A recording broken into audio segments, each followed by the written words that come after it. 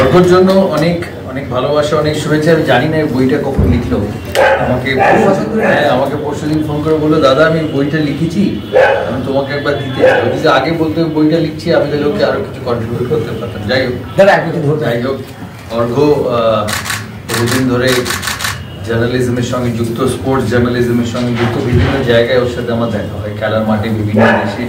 আমি বইটা নিশ্চয়ই দেখব। বইটার ভেতরে ছবি, লেখা আমি পড়বো আর দেখবো। অর্ঘকে অনেক ভালোবাসা, অনেক শুভেচ্ছা। আপনারাও দেখবেন। ও ব্যস্ত জার্নালিস্ট, তার মধ্যেও যে কী করে এত শব্দ দিয়ে লিখেছে। 15,000-এর বেশি, 35-40,000 কখন সময় পেল লিখতে আমি জানি না। যাই হোক, আশা করি আপনারা দেখবেন, পড়বেন, আপনাদের নিশ্চয়ই ভালো লাগবে। দেখবো আমার কি কি অজানা জিনিসও লিখেছে।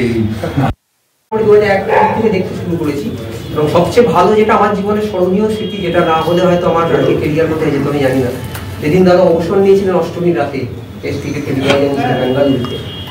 সেদিন অবসর নেওয়ার পর গাড়িতে এক রিপোর্টার উত্তর দিয়েছিলেন, আমি জানি না আমার কি ভালোবাসা তিনি লিখেছিলেন। তো সেইটা আমার জীবনের একটা বিরাট প্রাপ্তি। এবং তারপরে আমি আমার যেটা বইটার নাম যেহেতু দাদা আনলিমিটেড কেন, যে একজন মানুষ খেলা ছেড়ে দেওয়ার পরে বহু ক্রিকেটার আছে তারা খেলা ছেড়ে দিয়েছেন, তারপরে তারা ঘর সংসার করছেন, অন্যভাবে আছেন, কিন্তু দাদা যে প্রত্যেকদিন উজ্জ্বল হয়ে উঠছে, যে আনলিমিটেড, তাকে ধরে রাখা যায় না। একটা ছোট্ট ঘটনা বলি, দাদা অবসর নেওয়ার পর একজন কিংবদন্তি ক্রিকেটার অনিল কুম্বলে তিনি অবসর নিয়েছিলেন। তো ব্যাঙ্গালোরে ম্যাচ করতে গিয়েছিলাম অবসরের পরে, গিয়ে বিশ্বাস করবেন না আপনারা, গিয়ে দেখি ব্যাঙ্গালোরে চিন্তাশীল স্টেডিয়ামের ক্যান্টিন, ওখানে দাঁড়িয়ে অনেক চা খাচ্ছেন, একা কেউ নেই। আমার সেই মুহূর্তে দাঁড়িয়ে মনে হয়েছিল যে এইটা যদি সিএবির ক্যান্টিনের সামনে দিয়ে দাদা হেঁটে আসছেন, এই দৃশ্যটা আমি কল্পনা করতে পারছিলাম না।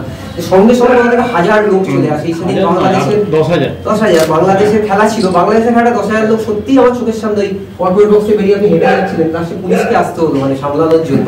এই ক্রেজ, এই উন্মাদনা, এই মানুষটা প্রত্যেক দিন যেভাবে দেখিয়ে যাচ্ছেন যে থামতে নেই জীবনে, এবং সেটা নিয়ে আমার এই বইটা, এবং দাদা আমাদের সত্যি সুযোগ দিয়েছেন। এবং দাদার খেলার তো আমি ভক্তই, দাদাকে বহু বছর ধরে আমি কভার করছি, দেখছি, মানুষ হিসাবেও দেখছি। তো যেটা সবচেয়ে ভালো লাগে, আমরা আজ যেটুকু হয়েছে, বা আমি তো নিজেই আমার জীবনে দাদাকে ফলো করি, আমার কিন্তু সবকিছু এগিয়ে যাওয়া। হয়তো লোকের কাছেও আসতে পারিনি, কিন্তু যেটুকু এসছে এই মানুষটা জানি আমার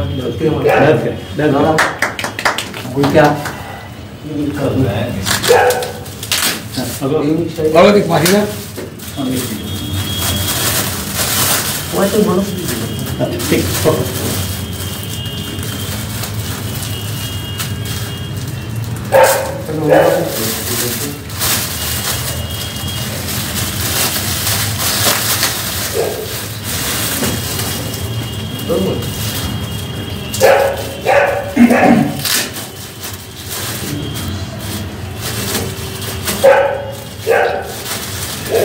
আমাদের এই পরিষ্কারটা করে দেওয়ার সাংসদিনের সবচেয়ে ভালো যে আর্টিস্ট আছে।